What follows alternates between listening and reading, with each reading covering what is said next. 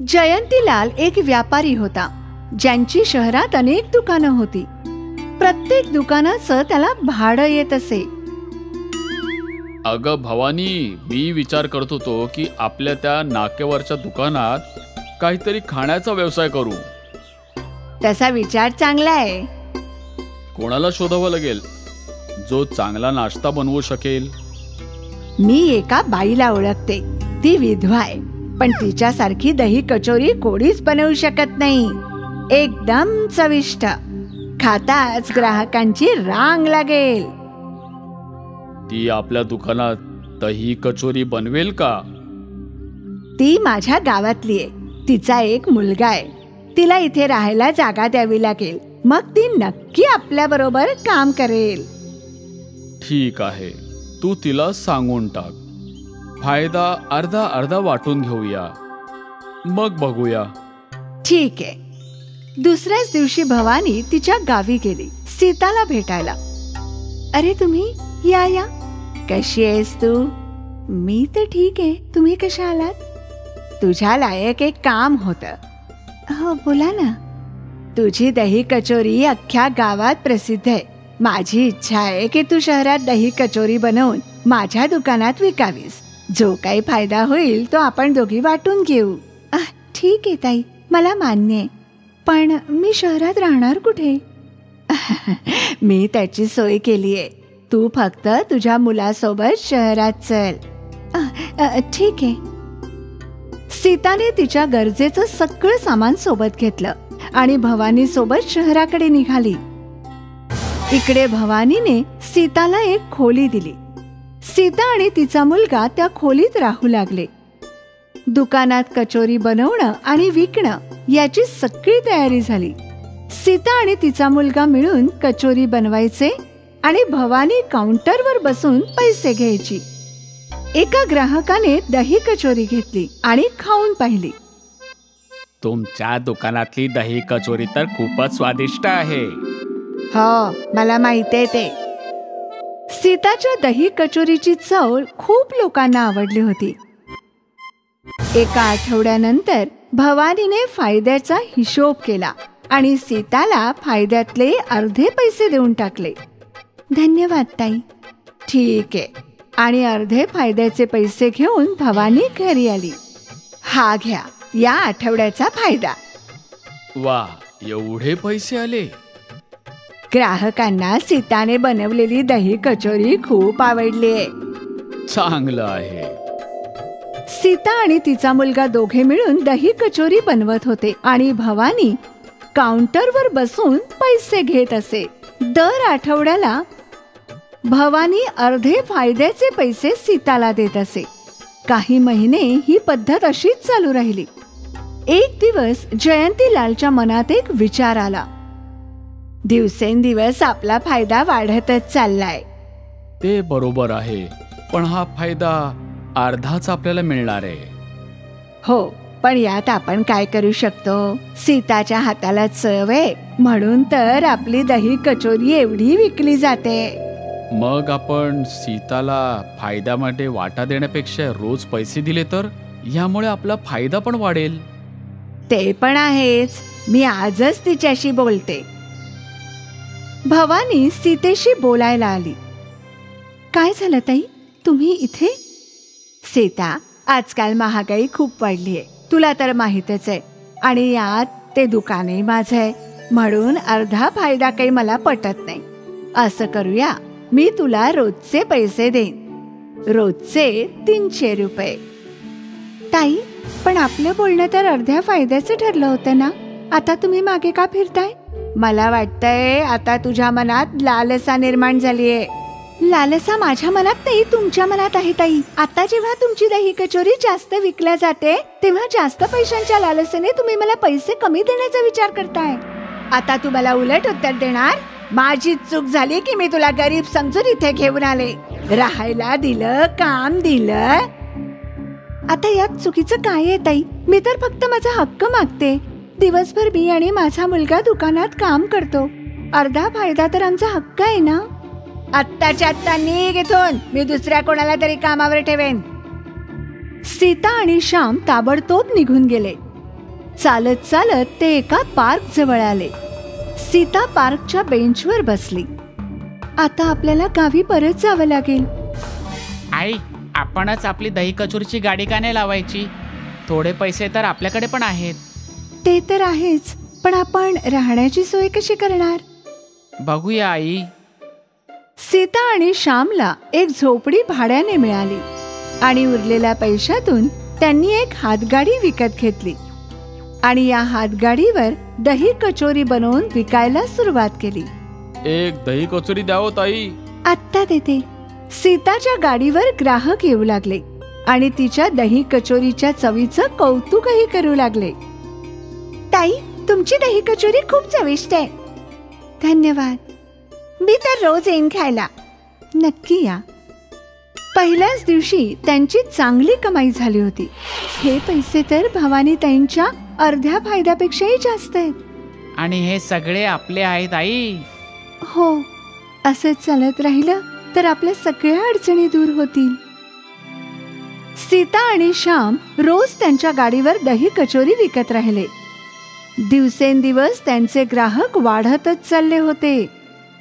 सीता आणि श्याम मनापासून मेहनत करत होते आणि म्हणूनच त्यांचा फायदाही वाढत चालला होता. इकडे भवानीने तिच्या दुकानात एका दुसऱ्या बाईला कामावर ठेवलं होतं. अहो ताई, वाईट वाटून घेऊ नका. याची चव आधीच्या सारखी चांगली नाहीये. खायचं असेल तर खा, नाही तर चालू पड. एकतर भवानीच्या कचोऱ्यांची चव चांगली नव्हती आणि शिवाय ती लोकांशी प्रेमाने बोलतही नव्हती आणि म्हणूनच त्यांचा व्यवसाय घाट्यात चालला होता. एकाच महिन्यात ग्राहक घटले. आता भवानीचा फायदा तर सोडाच, गुंतवणूकही निघत नव्हती. या आठवड्यातही काहीच फायदा झाला नाही. मला वाटतं तू हा कचोरीचा व्यवसाय बंद करायला हवा. मी ते दुकान भाड्याने देऊन काहीतरी फायदा नक्कीच होईल ना. बहुतेक हेच योग्य होईल. भवानीने दही कचोरीचं दुकान बंद केलं आणि इकडे सीता आणि श्यामने एवढी प्रगती केली की त्यांनी एक दुकान भाड्याने घेतलं. सीता आणि श्यामला कष्टांचं फळ मिळत होतं आणि तिथे जयंतीलाल आणि भवानीची लालची वृत्ती त्यांना महागात पडली. त्यांचं दही कचोरीचं दुकान बंद झालं. म्हणूनच म्हणतात, प्रामाणिकपणाचं फळ मिळतच मिळतं. जर भवानी आणि जयंतीलालने सीताला प्रामाणिकपणे अर्धा फायदा दिला असता तर आज त्यांचा फायदाही कितीतरी वाढला असता. पण लालसेने त्यांचं नुकसानच झालं. अरुण आणि प्रेमाने प्रेमविवाह केला होता. त्यांच्या लग्नाला काही महिनेच झाले होते. सुमन आणि मधुला प्रेमा अजिबातच पसंत नव्हती आणि याचं कारण हे होतं की प्रेमाचे बाबा रस्त्यावर दही वडे विकत असत. म्हणून ती नेहमी तिला टाकून बोलत असे. आली का महाराणी? अशी चालतीये जणू काही राजकुमारीच आहे. प्रेमा त्यांच्या बोलण्याकडे कधीच लक्ष देत नसे. प्रेमाचा पती अरुण एक सामान्य माणूस होता. त्याला पगारही खूप कमी होता. आई, ह्या महिन्याचा पगार. तुला कधीपासून सांगते मी, एखादी नवीन नोकरी शोध.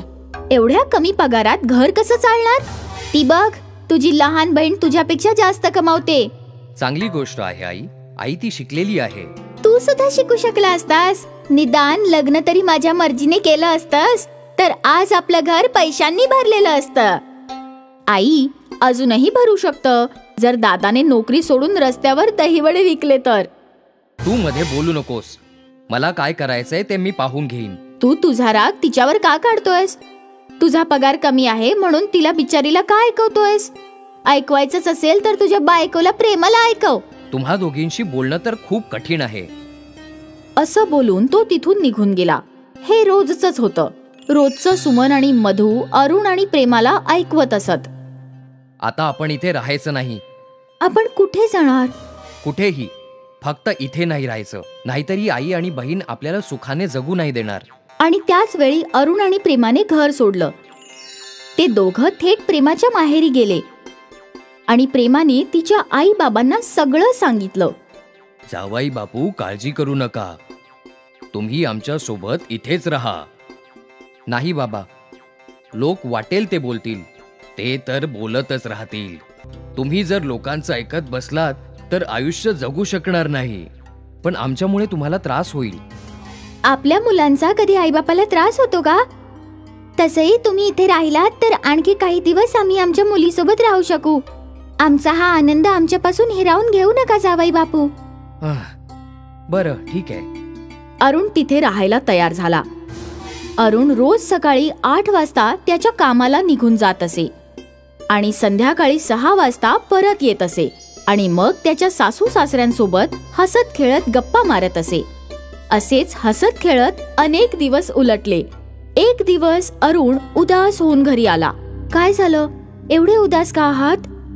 काय सांगू, माझी कंपनी बंद झाली. काय? अचानक का? कंपनीला खूप नुकसान होत होतं, म्हणून अचानक कंपनी बंद करत आहेत. पण बाळा, असं थोडंच असतं. तुम्ही काळजी करू नका, तुम्हाला दुसरी नोकरी लवकरच मिळेल. अरुण उदास होता. त्याला आधीच बायकोच्या माहेरी राहायचं नव्हतं आणि आता त्याची नोकरी गेल्यावर तो त्यांच्यावर ओझं बनणार होता. दुसऱ्या दिवशी सकाळी अरुण दुसरी नोकरी शोधायला निघून गेला. तो अनेक दुकानांवर गेला, पण त्याला कुठेच कोणतीच नोकरी मिळाली नाही. म्हणून तो बाजारातल्या दुकानांवर नोकरी शोधू लागला. नोकरी तर आहे, पण शिकलेल्या लोकांसाठी नाही. आम्हाला मजूर हवा आहे. मला चालेल. ठीक आहे, मग उद्यापासून ये. सकाळी 10 वाजता. पगार 5,000 देऊ तुला. अरुणने होकार दिला. काहीच नसण्यापेक्षा काहीतरी असलेलं बरं म्हणून. संध्याकाळी तो घरी आला आणि त्याच्या सासू सासऱ्यांना हे सगळं सांगितलं. वाईट वाटणार नसेल तर एक गोष्ट सांगू बाळा. बोला बाबा. मजुरी करण्यापेक्षा आमच्याकडे दही वडे का विकत नाहीस? बाबा, पण ते कसं शक्य आहे? बाळा, हा आमचा घरचा व्यवसाय आहे. तुला भलेही काही येत नसेल, पण प्रेमाला तर येतं ना. ती खूप चविष्ट दही वडे बनवते. जर तुला हे काम क्षुद्र वाटत नसेल तर तू करू शकतोस आणि आम्हाला आशा आहे की या कामात तुला लवकरच यश मिळेल. अरुण याचा विचार करू लागला. बाबांचा सल्ला योग्य आहे.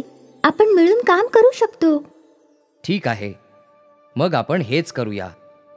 अरुणने होकार दिला. कारण जरी हे काम लहान असलं तरी त्याची माणसं त्याच्या सोबत होती.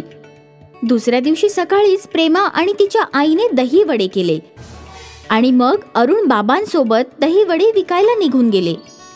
दही वडे, दही वडे, आंबट गोड चविष्ट दही वडे. अरुणचा आवाज ऐकून काही ग्राहक त्याच्या गाडीवर आले. 1 प्लेट द्या, तिखट बनवा. हो. अरुणने वडे प्लेटमध्ये वाढले. त्यावर दही आणि चटण्या टाकून ग्राहकांना दिले. वा वा, खूप टेस्टी आहेत. आणि मग अनेक ग्राहकांनी दही वडे खाल्ले. सर्वांना चव आवडली. अरुण आणि विजेंद्रजींनी आज 500 रुपये कमवले. हे पाहून अरुण खूप खुश होता. मग काय होतं, अरुण आणि विजेंद्रजी रोज त्यांची दहीवड्याची गाडी लावायचे आणि ग्राहक मोठ्या आवडीने दहीवडे खायचे. एकाच महिन्यात त्या दोघांनी चांगले पैसे कमवले होते. हे बघ प्रेमा, इतके सारे पैसे. हे तर माझ्या महिन्याच्या पगारासुद्धा जास्त आहेत. चांगलं आहे. मी म्हटलं होतं ना की आपण सर्वांनी एकत्र काम केलं तर आपल्याला फायदा होईल. नक्कीच. अरुण आणि विजेंद्रजींनी एकत्र आणखी जास्त कष्ट करून दहीवडी विकून पैसे कमवू लागले. एकाच वर्षात अरुणने त्याचं घर घेतलं आणि त्याने विजेंद्रच्या सोबत मिळून बाजारात एक दुकानही विकत घेतलं. आता ते दोघं त्यांच्या स्वतःच्या दुकानात दहीवडे विकू लागले होते आणि त्यांनी आणखी काही लोकांना कामावर ठेवलं होतं. मला आजपर्यंत माहीतच नव्हतं की कुटुंबाची ताकद काय असते. पण तुझ्या आईबाबांनी मला हे समजावून सांगितलं. ते दोघे खूप चांगले आहेत. आणि तुम्हीही. त्याच वेळी त्यांच्या घराची बेल वाजली. प्रेमाने दार उघडलं तर दारात तिची सासू आणि नणंद होती. या या आई, आत या. प्रेमाची सासू आणि नणंद घरात आले. बेटा, आम्हाला माफ कर सुनबाई. आमच्या हातून खूप मोठी चूक झाली. आम्ही तुमच्या सोबत खूप वाईट वागलो. आम्हाला माफ करा. सरड्यापेक्षाही जास्त वेगाने रंग बदलता तुम्ही. आज जेव्हा आमच्याकडे पैसे आले आहेत तेव्हा तुम्ही आमची माफी मागताय. आता मला तुम्हा दोघांची गरज नाहीये.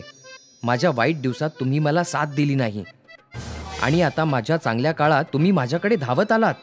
अरुणने त्याच्या आईला आणि बहिणीला खूप ऐकवलं आणि त्या दोघी लाजिरवाण्या होऊन तिथून निघून गेल्या. अरुणचं बरोबर होतं. एक काळ असा होता जेव्हा अरुण आणि प्रेमा लाचार होते. आता त्यांच्या दहीवड्याच्या व्यवसायाने त्यांची परिस्थिती बदलून टाकली. त्यांच्या कष्टाचं चीज झालं होतं. अरुण आणि प्रेमाचा वाईट काळ निघून गेला होता.